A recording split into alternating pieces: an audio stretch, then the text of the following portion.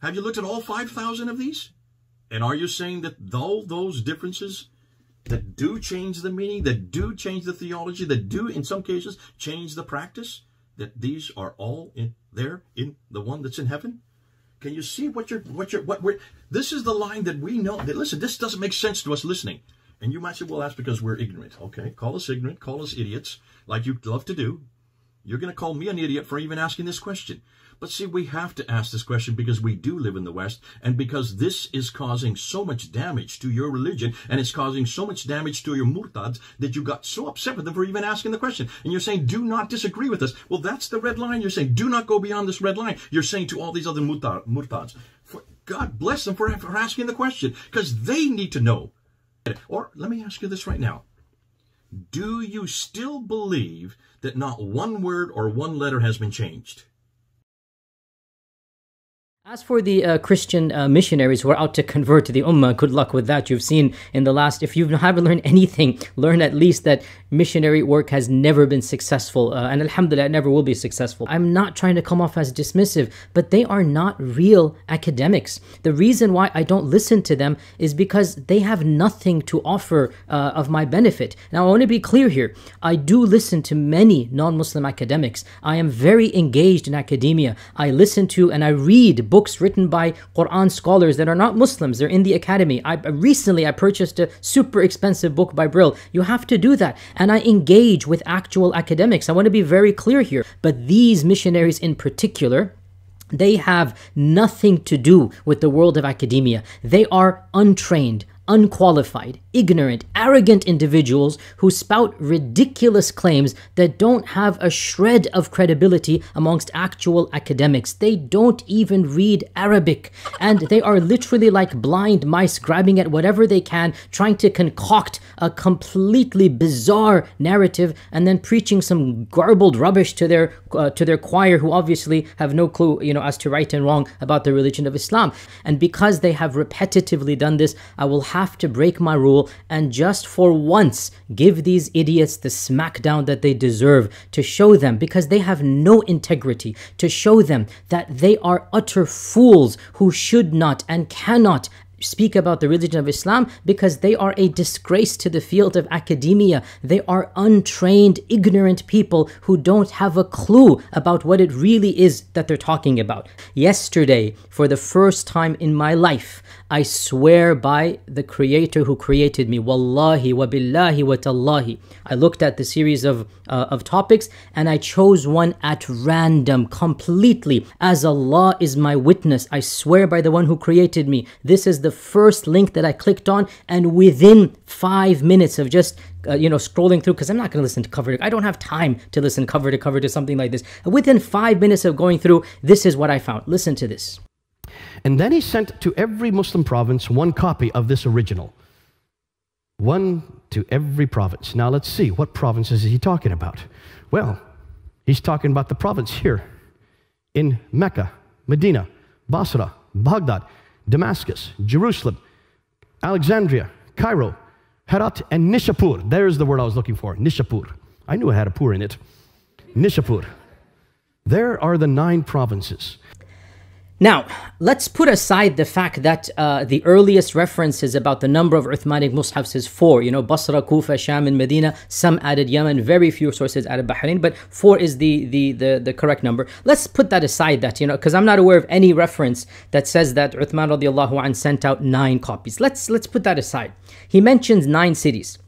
Now, realize this is not a slip of the tongue. This is not just, he's sitting in front of an audience and he's speaking from his head, because I understand. I have made such mistakes, when you're sitting in front of an audience and you just say something, sometimes you say a word you don't mean or intend. No, these are his prepared notes. This is a PowerPoint slide that he's prepared, and he has material on his website that is exact same. He is publishing material in this regard, and he mentions that Uthman radiallahu anh sent mushafs to 9 cities, to in 9 places, right? And in that list, he mentions that Uthman radiallahu anh sent a copy of the Mus'haf to Baghdad, the city that was founded by the Abbasids as their capital in the reign of Abu Ja'far al-Mansur, a city that did not exist for at least 120 years after the death of Uthman radiallahu anh. So allegedly Uthman is sending a copy of the Mus'haf to the city of Baghdad. And then here's the clincher. He also sends one allegedly to Cairo. I mean, guys,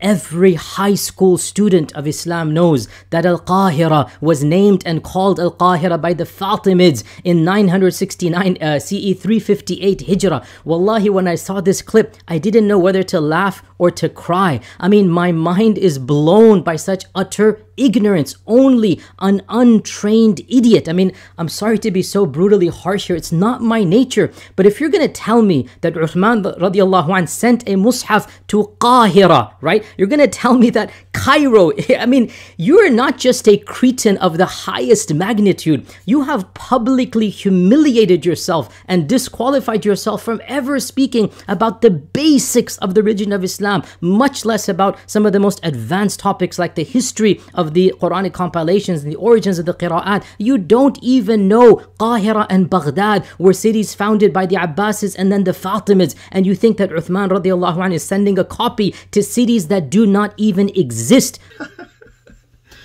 Oh dear, did he even realize that I'm using modern names? I always use modern names so people know what I'm talking about. Of course I did use the word for Baghdad in the 7th century, or by the time that Muhammad would have been living. In the 7th century, it was known as Ctesiphon. No one would... if I were to say Ctesiphon, then of course none of you knew what I was talking about, because you don't use that today. So I use Baghdad, because that is the name that was introduced by the Abbasids in 749 or 750, the mid-8th century. That's true. Remember, if you want to... But then he went to really confronted me on the word Cairo, that I shouldn't have used this, because the name that exists that time was Qahira. Well, that's not true either. That is not the name that was used in the 7th century. And I'm a little surprised that he made this huge error. Qahira is actually the Arabic equivalent to what we would say Cairo today. But Qahira, if you look at it, it was introduced in 968 by the Safavids. But what's fascinating, that is the 10th century, and he did say the 10th century that Cairo was introduced. No, but then he said the word I should use is Qahira. No, Qahira is Cairo. It's the Arabic equivalent to Cairo. What would have been the name in the 7th century? Fustat.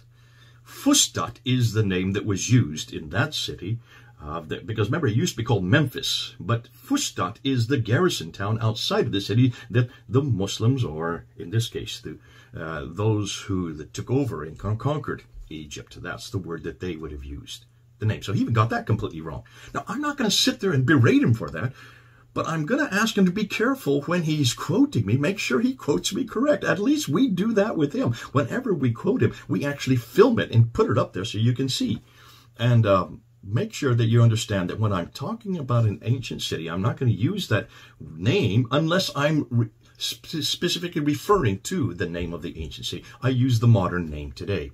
And that's why it's important that he makes sure that he doesn't put up in this case, it was a straw man, and then he just tried to confront the straw man.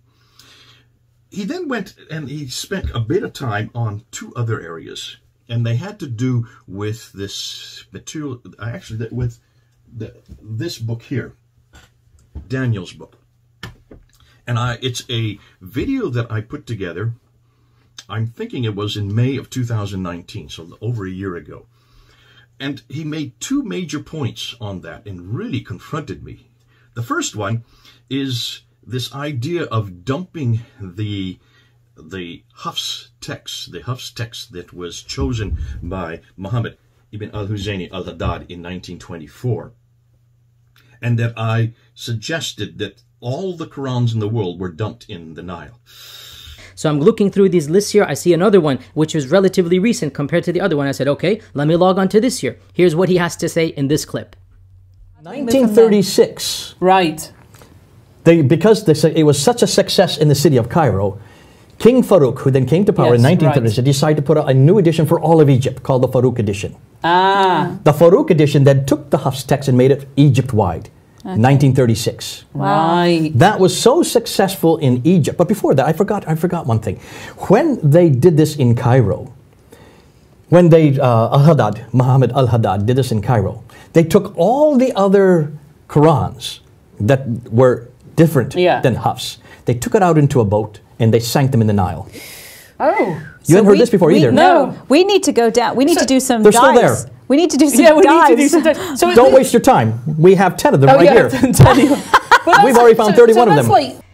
Now this one actually did get me laugh out loud. Literally, I LOL'd when I saw this. This is comical. So apparently, all of the mushafs of Egypt in the reign of King Farouk, which is barely a century ago, that were not hafs, they were taken on a boat and they were dumped into the Nile. And now we have to go scuba diving to go retrieve them. By the way, I'm a scuba diver. I'm an advanced rescue nitrox certified scuba diver, over 200 dives. So if you need a diver, believe me, I'm more than happy to go diving anywhere. Wallahi, where does one begin? I mean, you do realize, Mr. J, you do realize that, forget how ludicrous you sound, the sheer quantity of Qur'ans that would meet your criterion would not just sink a boat, they would block the entire Nile. I mean, I don't even understand. Do you listen to yourself speaking? You think all the copies of the Quran that didn't conform to the quote-unquote version, which again shows your ludicrousness, there is no version. It is a printing that is being printed for one of the first times by a printing press. And so yes, a committee is being done together. By the way, where is the origin of the story? Again, half myths, blatant exaggerations, ludicrous claims. There is a German Orientalist, which is actually not verified, who claimed that when King Farouk printed his copy of the Quran, there was an Indian print that had, according to the committee, some technical errors, meaning the printing press of the Indian print was technical. And so according to this German Orientalist, as of yet, we don't have verification elsewhere, that those copies were destroyed respectfully. Again, this is one of the key differences. When Muslims want to dispose of a mushaf, they will do so in a manner that is respectful. In the Christian tradition, it's disrespectful. In the Muslim tradition, you will burn it because you don't want to throw it into the trash, or you will throw it into the water. So according to one German Orientalist, even if that happened, it's not a big deal. Maybe 50 or something copies of a particular printing were disposed of. But no one ever claimed that all the Qurans of Egypt that didn't conform to the King Farouk were gathered in a boat, as if they would fit in a boat, and then dumped into the Nile. Utter ludicrous. I went back to look at the video and I didn't see where I said that. I never said all the Qurans in the world were dumped. He didn't even understand. I guess maybe he just didn't watch the video very carefully, or I don't think he was intentionally trying to misquote me. It was actually a joke. If you notice, we're laughing about it. We're saying, isn't it interesting that they took out the other 29, we're assuming that there were 30 official ones. Hafs had been chosen in 1929 to standardize the test for high school students. High school students were coming and doing standardized tests, and they were coming up with all kinds of different references, Quranic references, that didn't agree. And this is the problem with the Qira'at. That's why they all are so different, and that's why they still are being printed today. So when you memorize it, you want to memorize it with the script that you have grown up with, the script that you have memorized. You want to make sure that there's a printing of it. And so in order to standardize these tests in Cairo, in the city of Cairo, they had to throw out all the others and ask Muhammad ibn al-Husayni Hazrat to choose one, and he chose the Hafs. And then they took the other ones. When I'm saying he took the other ones, the other ones of the high school students there who had brought them to the schools, those were taken out. And this is nothing more than a symbolism. It's symbolic, throwing them into the Nile. Of course, no one would suggest, and I don't know where he got this idea that I was making a suggestion that all the Qurans in the world at that time were thrown into the Nile. Anyways, nonetheless, he seemed to make completely misconstrued. And then he went on and he talked about the Farouk, that this was actually, the story comes from the Farouk edition, which is in 1936, which is then chosen for all of Egypt, that book. And he suggests that had to do with a German scholar. I'm guessing he thinks that that's where the story comes from. No, it doesn't. This story about the standardization, what Dr. Shadi Nasser talks as the fifth canonization. Look at the book that's just come out 2 weeks ago. Dr. Shadi Nasser from Harvard University, who has taught in Yale and is also now teaching at Cambridge University, one of the foremost scholars in the world today. He is very clear that there are 5 different canons of the Quran. The first one would be, of course, that which all of us have been told about, Uthman's canon of 652. Interesting, Dr. Shadi Nasser is not writing a book on that one. I think the reason possibly is because there's nothing there to look at from 652. The second would be the Ibn Mujahid from 936, where the 7 readings were chosen. And the third one would be the Shatibi, I guess is the best way to pronounce it, in 1194, the 12th century. The fourth one would be Al-Jaziri, which he does refer to in this. He just kind of gives a reference to it in this video. And that would be 14. Fascinating. He never wants to put the date. 1429. That is the 15th century. That's 800 years after Muhammad. You have to put it on a timeline. And then, of course, the fifth canon would be this one in 1924. And he goes on and he says that this story probably is not... he thinks that I'm making it up.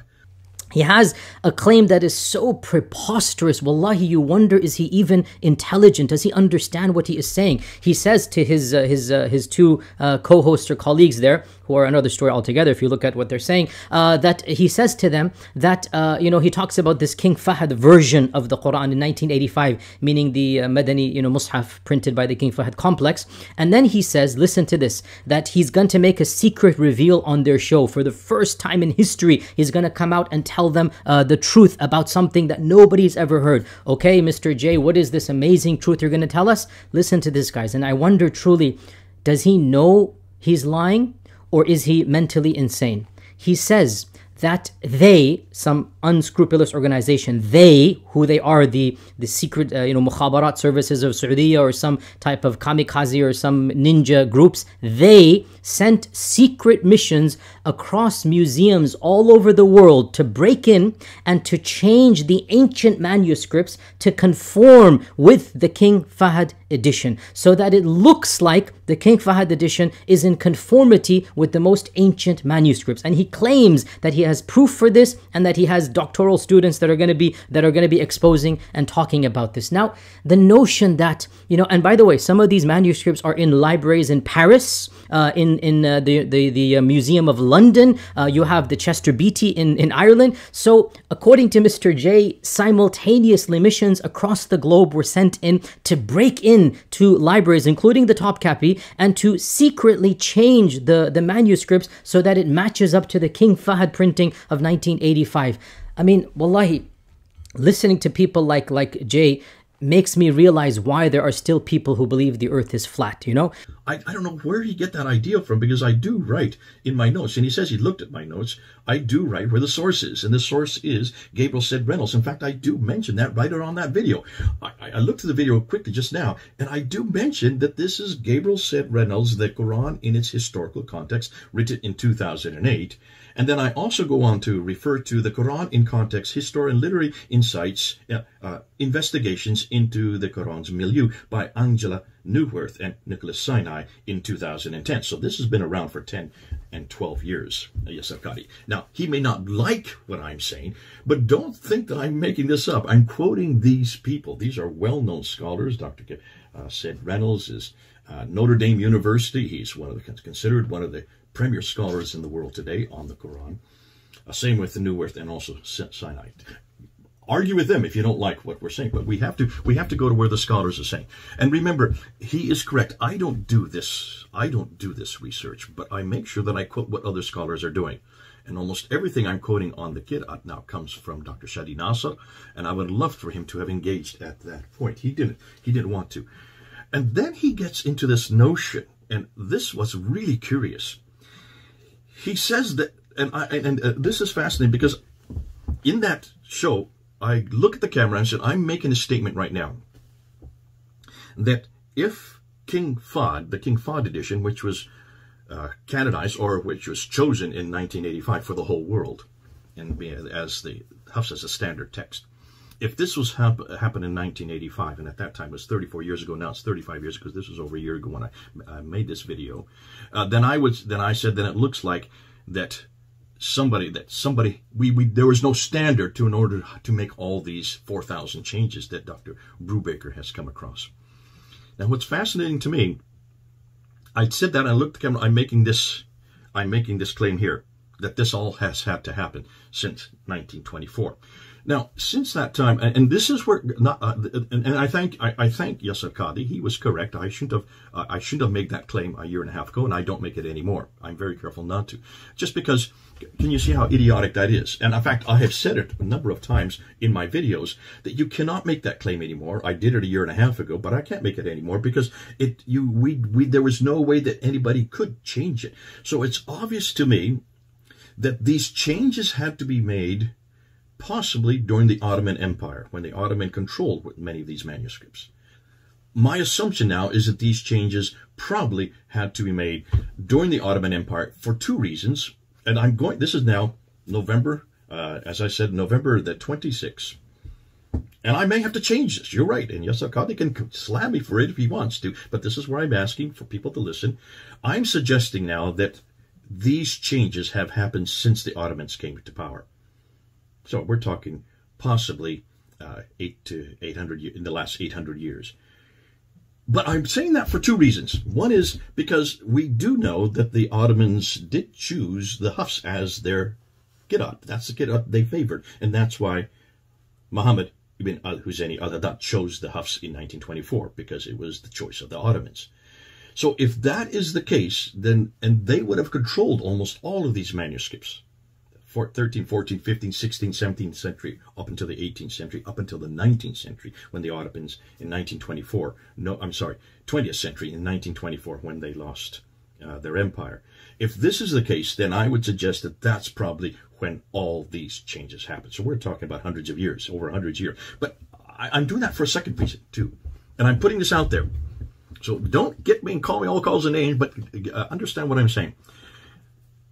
In order for the Ottomans to have done this, to have done these changes, there has to have been a standard. If the Hafs was their standard, then does that not stand to reason that this book Hafs is where all the other manuscripts are agreeing with this and not with these? They're certainly not agreeing with this one here, the Warsh.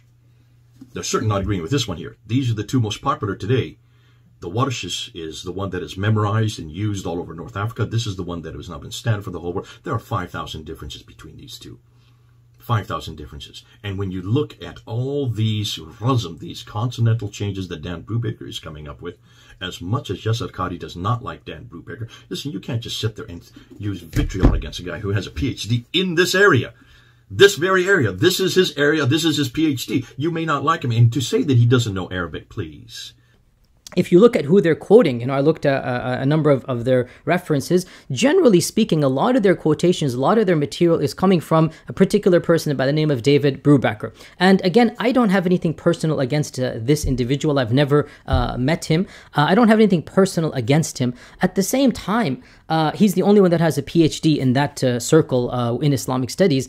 At the same time, it is just astounding to me. Frankly, I don't understand how someone of this nature can be awarded a PhD. If it's any consolation, by the way, his PhD, even if it's from a good university, but the university is not known for Islamic studies. The university has no track record of producing Islamic studies scholars. It doesn't even have a reputable Arabic program.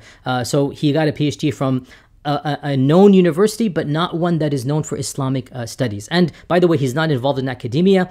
He has no position. Like, he's not a player in the actual arena of academics. There are some people, they decide to do a PhD, somehow they just get in, and they move on with their lives. I think this is one of those types of individuals where he managed to eke out, just barely pass every exam and do it. Frankly, it is shocking that somebody of this nature actually has a PhD because of the egregious errors that one finds on almost every page of anything he's ever written. Please, that's generally rude, but that is not proprietous. That's very improprietous to say that of another scholar. But nonetheless, saying that, to suggest therefore that this was done since the 1924, I have pulled back on that in the last year and a half. So Yasir Qadhi is correct. And what I'm now asking is, did this all happen since the Ottomans were empire, had their empire? And then he made a huge error. Yasir Qadhi made a huge error. He said that Dan claimed that he had looked at 10,000 manuscripts. Where in the world? He didn't say it once. He said it twice. You know, there's an account on Twitter that's by some undergraduate somewhere in America. That's a parody account of Brubaker. It's a parody account. And all that this person does, I don't know him personally, by the way. All that this person does is that he screenshots something from one of Brubaker's publications and then puts it online. That's all that he does, just screenshots it. So I'm going to take from this parody account, right, something that David wrote that he said, he claimed, and he claims to this day that this writing of his, it is revolutionary and it is groundbreaking research that will allegedly cause the entire field of Quranic studies to change. And by the way, he claims to have studied over 10,000 manuscripts of the Quran. And I honestly don't know what he means by study, because if you look at what I'm going to show you, wallahi, you don't even need to have any knowledge to see how ignorant this person is. And again, I have nothing against the person, I'm just saying this, but I mean, how can you possibly make these egregious errors? Look at the first slide here.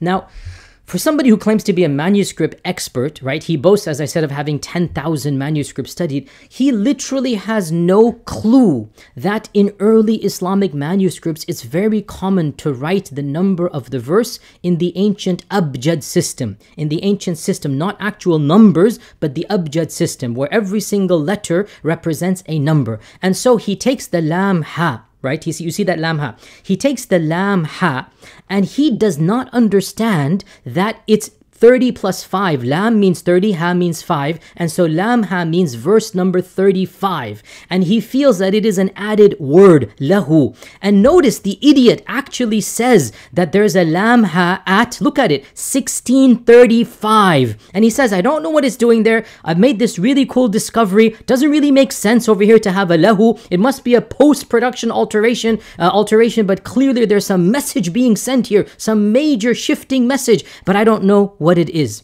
This is how jahil this David is, that he doesn't even know that lam ha is the number 35. It's there, and the idiot literally says 1635 lahu. I don't know what it is. My God, and I have to respond to people that are taking from him. Do you understand my exasperation and frustration? I mean, can you cut me some slack when I'm being so harsh here that I have to actually waste 5 hours and another hour doing this video to clear myself of ever being associated with a bunch of imbeciles like these? These 10,000 manuscripts, where in the world did he get this 10,000 manuscripts from? Daniel has never made that claim. We have never made that claim. I know of 10 manuscripts that he looked at, and there's more than that, but the 10 are the ones that he was doing for his doctoral thesis, where he found 800 differences, 800 completely differences with the consonantal text. And this has nothing to do with Qira'at, this has nothing to do with Araf, this has nothing to do with the 5 dots, or diacritical marks, or the 3 vowels, okay? This is the razm, this is the consonantal, this is the skeletal text. That's why it's so damaging. And I went doing his doctorate for Rice University. Now, good old Yasir he does not like Rice University, and he doesn't like Yale, that's for certain. He even says later on that that's where people get corrupted at Yale, as he got corrupted, though he got his PhD from there. That's hold on to that.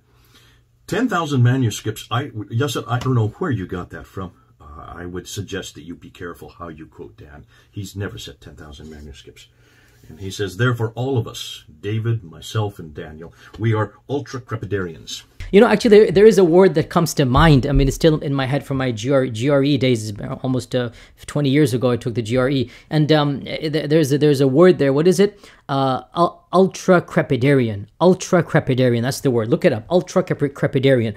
Ultra-crepidarian is a person who not only speaks outside of his area of expertise, he speaks way out of his league, but he also feels the need to announce to the world that he is an utter idiot. This is the word that comes to mind when I'm dealing with these people. Ultra-crepidarian. Memorize it, and I hope that inshallah ta'ala, if one thing comes out of this lecture, please, oh Muslims, you know, that are involved with this, start using this word and popularize it again, because that is exactly what these preachers are. Ultra-crepidarians. I would suggest much of what you have shown from this video, that you would also be part of the list. Come and join us. Yes, it looks like we're all ultra-crepidarians. So I'm probably going to title this an ultra-crepidarian response to Yasir Qadhi. Finally, he gets to the holes in the narrative. To be fair, I did use language that I regret. And the claim that there are holes in the narrative is employing language that did create confusion.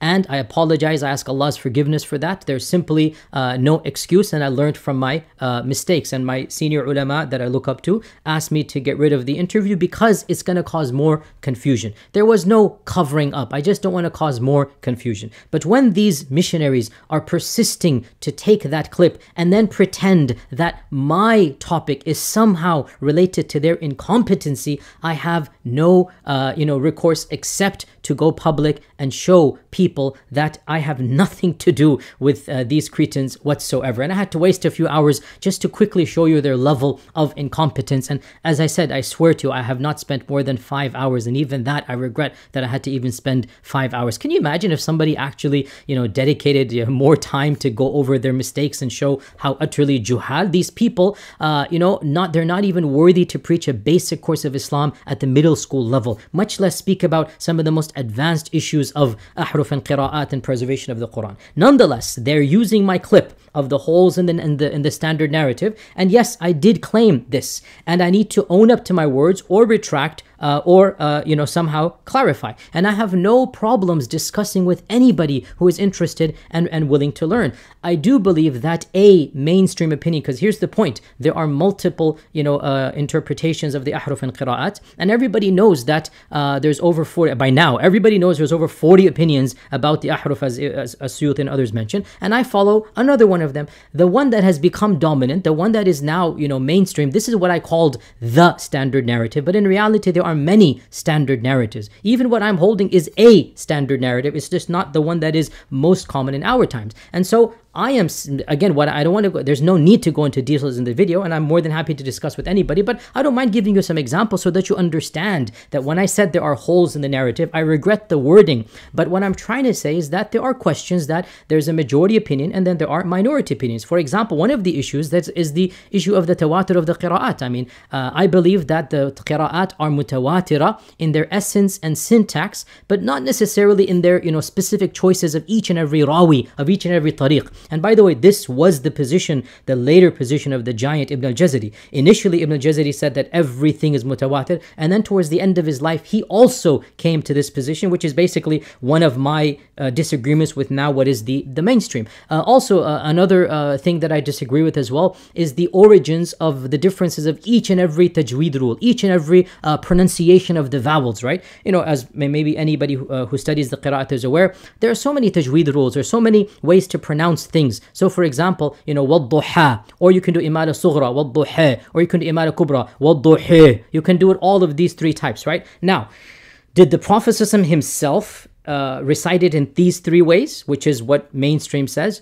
Or did he allow some of the Sahaba to recite in their dialects, and that became accepted, and that is accepted as a part of the Quran as well? I mean, my position is the latter, not the former. And by the way, even Ibn Taymiyyah clearly says that many of these differences, the pronunciation differences, they go back to the Sahaba and to the dialects of the Arabs. Okay, so this is another thing that I might disagree with the majority opinion. I mean, also the development of the orthography of the Mus'haf. Again, if you study the evolution of the ancient Arabic script that was first written down in what is called Ma'il, and then Hijazi, and then Old Kufic, and then Modern Kufic, and then Nasta'riq, and then along the way you have orthographic changes coming. For example, the word Qala was typically written back in the day with Qaf Lam, and later on it started being written by Qaf Alif Lam, right? So again, this is something that I'm advocating, and many scholars of the manuscripts advocate this as well, that there was some spelling changes. I mean, what's the big deal if instead of spelling color like the British spell it, you spell it like the Americans spell it? It's the same word, right? So these are some of the things when I said holes in the narrative, which definitely, I regret. It shouldn't have,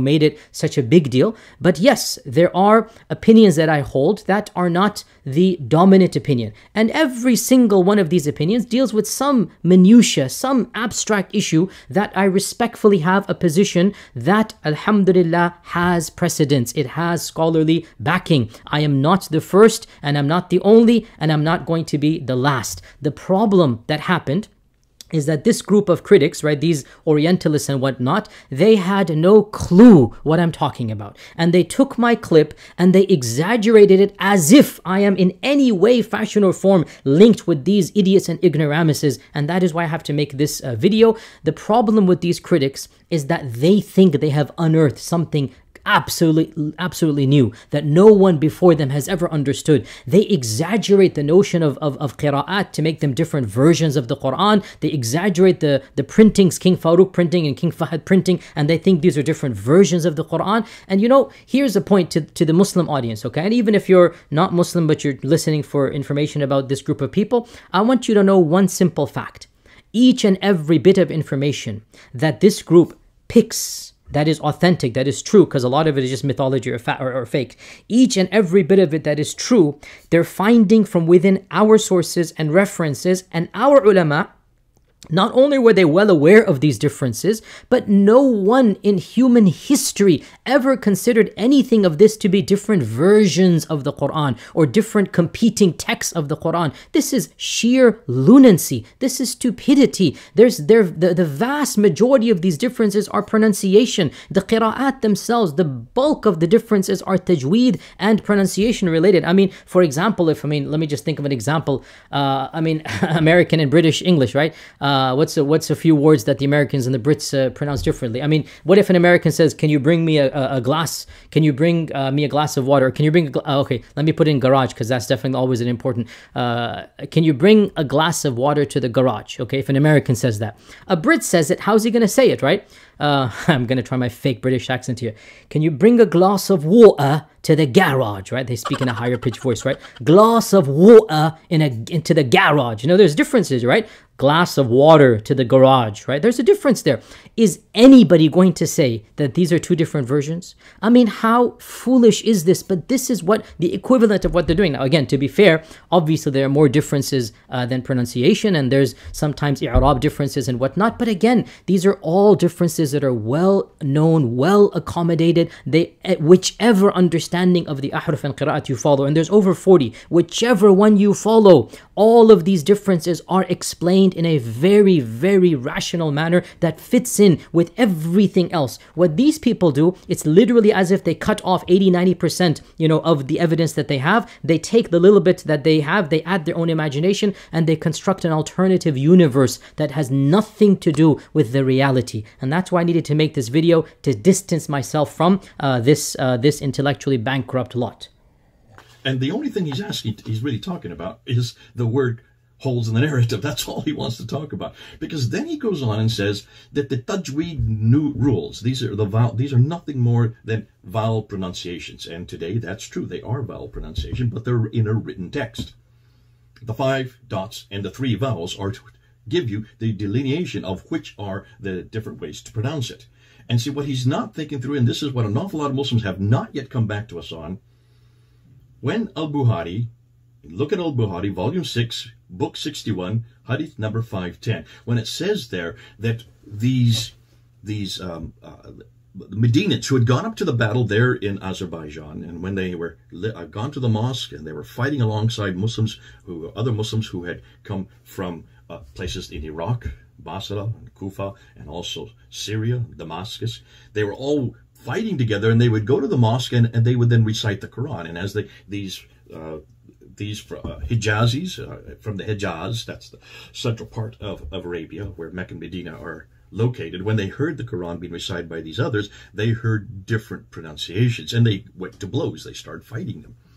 So Hudayfa has to come back. He runs back down to Medina and he insists that Uthman standardize the text so they don't have many different Qurans, like supposedly the Christians and Jews have many different Bibles, is what they're saying there. Now, what's fascinating, what does Uthman do? He acknowledges it. He gets Zayd ibn Thabit to then rewrite the Quran in the Qurayshi dialect. This is the dialect that they claim, and this is we're coming out with lots of ideas about what this Qurayshi dialect is. Nonetheless, they're claiming that he then wrote it in the Qurayshi dialect, handed it to Uthman, and then Uthman sent it to 5 cities: Basra, Baghdad, not Baghdad, Basra, Kufa, and Damascus in the north, and Mecca and Medina there in the south, in the Hijaz. And then he took all the other manuscripts. Are you listening to this, Yasir? Dr. Qadhi, are you listening now? He took all the other manuscripts and burned them. So now stop and think. How can you burn pronunciation? Unless, of course, you have the dots and the vowels. You have to have the dots and vowels to be able to see a difference in pronunciation. If you're burning manuscript, you're burning paper. You're burning books. Help me here.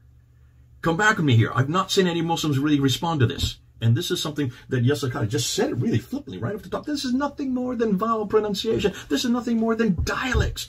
Okay, so they're dialects, but they have to be written on a paper. They have to be written in a dialectical form. And these dialectical forms have to have 5 dots and 3 vowels to understand the different dialect in a written text. That is what this is.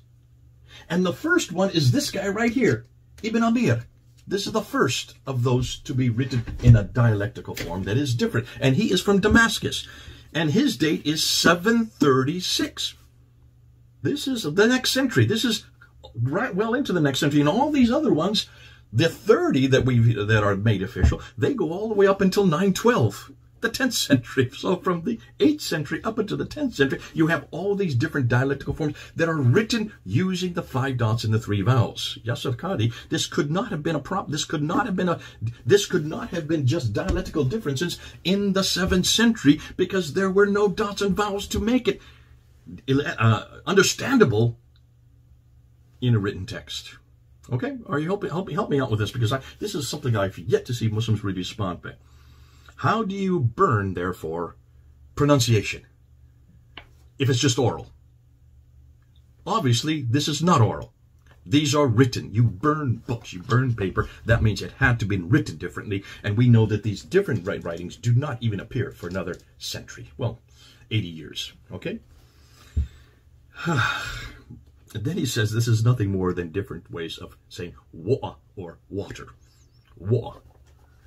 Well, okay, if that is so, you can pronounce it different, but how do you write that in a Quranic text? How do you write it in the Arabic script? Wa versus water. How do you do that in the 7th century when there's no dots and no vowels? Bingo. I think that's what I'm asking you. As for my Muslim critics, for those that have never studied, I'm speaking out to those that have never formally studied Islam. Those that are really not qualified to take on debates within, scholarly circles within Islam. I'm trying to be gentle. Please, my dear brothers in Islam, you are not giving da'wah when your main focus is to refute other du'at. You need to fear Allah subhanahu wa ta'ala and just sit down and be quiet. You have done enough damage in your overzealousness to declare other Muslims and other people of knowledge and other students of knowledge and maybe even other scholars to be deviant. This is no longer about me and you anymore. This is about the whole drama that has been created, the scandal that has harmed the religion of Islam, the ammunition that you have given to Islamophobes and missionaries. So please, for the sake of Allah, learn from your previous mistakes and don't repeat them. Leave refutations to those who are qualified and concentrate on teaching the people that which will benefit them. If you really feel a certain individual has gone astray, go to those who are more senior to him and you. Go to those who are the seniors in their age and their knowledge. And there are people I look up to. Wallahi, one Shaykh said to me, take the video down. Hundreds of people that are Twitter, whatnot, they were saying, they're not people that I'm looking to for knowledge. One Shaykh said to me, take the video down. And khalas, sami'na, because I respect that particular person as somebody who is senior to me in age and knowledge. I listen to my elders, insha'Allah ta'ala. This video is not meant for them.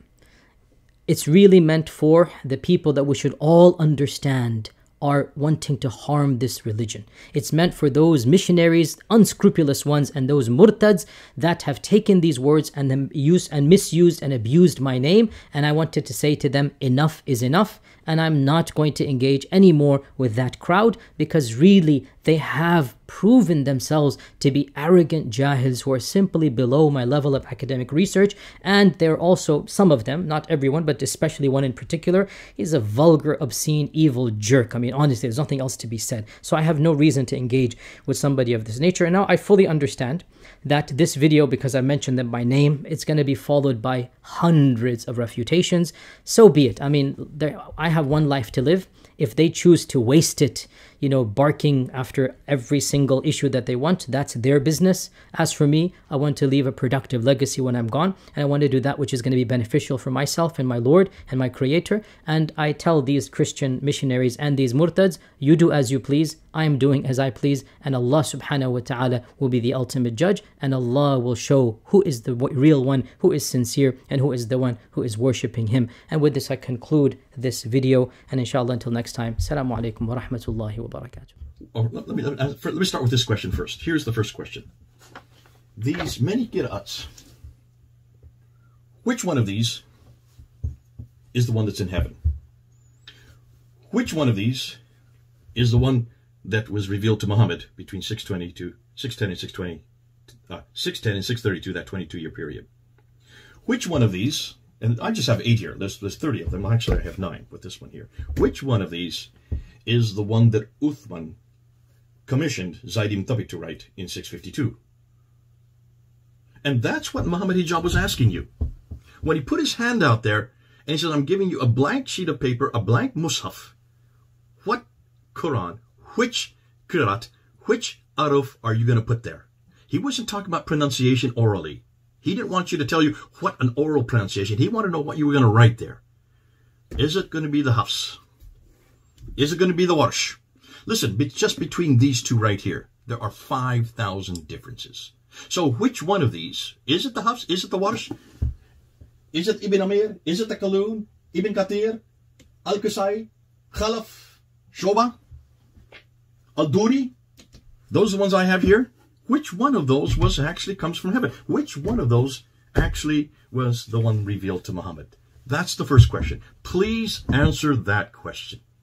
Okay, stop calling us names and all kinds of vitriol. That's not going to help. It doesn't help you academically. It doesn't help your authority before the world. And listen, most people see that when you go to vitriol, when you start using ad hominem, it usually means that you've lost the debate. And ironically, you really didn't talk about this. You didn't look at my videos on this. You didn't ask and even ascertain what I'm saying about the qiraat. You never looked at one of those talks that I've done on it. And I've done 10, 20 of them already. Well, actually, since June 8th, probably only about 10 of them since June 8th. Number 2, what is it that happened to you at Yale University? Exactly what crisis did you go through? And why is it this idea that you have that if you go to Yale or Rice University, that these are not legitimate places? You got your doctorate there, so are you saying your doctorate's not legitimate if you say that you got corrupted by Yale? Please help us understand that.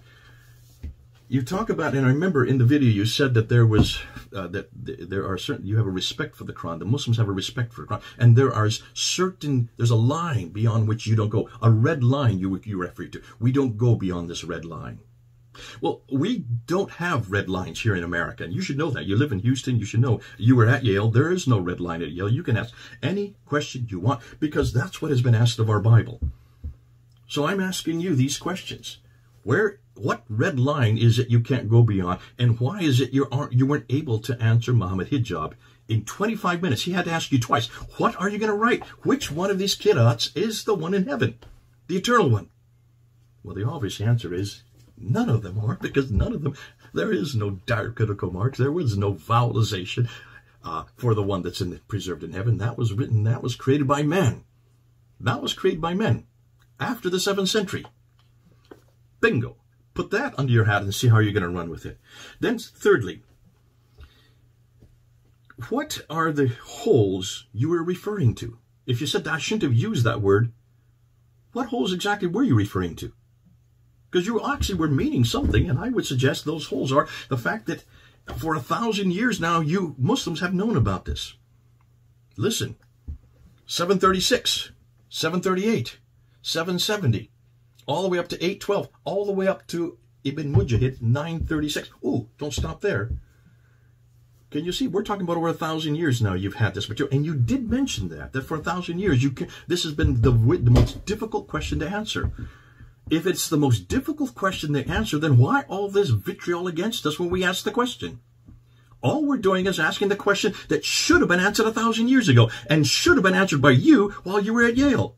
You've had 25 years to come up with a better answer than all of the Qurans, or all the qira'ats are the Quran. That was your final answer after 25 minutes by Muhammad Hijab finally insisting. All 30 of them? Do you realize the team in London has already found 93,000 differences? Have you looked at all of those 93,000 differences? And that's just looking at 23 of the 30. They've already come up with 93,000 differences. The team in Australia has already found 5,000 differences between these two. Have you looked at all 5,000 of these? And are you saying that all those differences that do change the meaning, that do change the theology, that do in some cases change the practice, that these are all in the one that's in heaven? Can you see what we're, this is the line that we know, that listen, this doesn't make sense to us listening. And you might say, well, that's because we're ignorant. Okay, call us ignorant, call us idiots, like you love to do. You're going to call me an idiot for even asking this question. But see, we have to ask this question because we do live in the West, and because this is causing so much damage to your religion, and it's causing so much damage to your murtads, that you got so upset with them for even asking the question. And you're saying, do not disagree with us. Well, that's the red line. You're saying, do not go beyond this red line. You're saying to all these other murtads, God bless them for asking the question, because they need to know. They need to know, why is it that you have been saying for years and years and years and years, and you have said this for years, that there is not one word, there is not one letter that is different. You're the one that said that, Yasir Qadhi. You continue to say it. Or let me ask you this right now. Do you still believe that not one word or one letter has been changed? See, that's a red line that now has stopped you. That's a red line that you are now stopped. And remember what you did say in that interview on June 8th. The rest of the world has come leaps and bounds in the last 100 years. And they're looking at us like an emperor with no clothes. Until you answer these questions, you do, to us, look like an emperor with no clothes. Your own words, back at you. Please, get some clothes on. Start answer these questions. Stop talking about this red line which you can't go beyond. And stop saying that you have to take my class, then we'll do a deep dive, but you couldn't even answer Muhammad Hijab there in 25 minutes. And then I'm going to end with this. I want to know from you, Yasir Qadhi, when is the first complete Quran, that's just like this one here, not the English translation, I'm talking about the Arabic, the first complete Arabic Quran, all 114 surahs, when is the earliest that you can find? Give me a date. Tell me, where is that ubiquitous Quran that you're always talking about? Where is this Uthmanic manuscript that you're always referring to? Where is this manuscript that's 114 surahs and that every word and every letter is exactly like the one I have here? And I'm not talking about the qira'ats. I'm not talking about the ahruf now. I'm talking about the razm, the skeletal text, the consonantal text, what Dan Brubaker is coming up with. And he is the first to publish this. So don't sit there and wipe him across the table and say that this guy doesn't know what he's talking about. This is the first man that's had the courage to write and publish. And that's why you only have vitriol to throw at him. When you throw vitriol and ad hominem and the kind of words you use against Dan, against me, and against David, I can pretty well see that you really don't have answers to these questions. You really don't have answers. And because they have repetitively done this, I will have to break my rule and just for once give these idiots the smackdown that they deserve. I was fascinated because I was waiting for the smackdown to happen. I didn't really see it happen. I really didn't understand what his problem was because he did actually go to our material on him.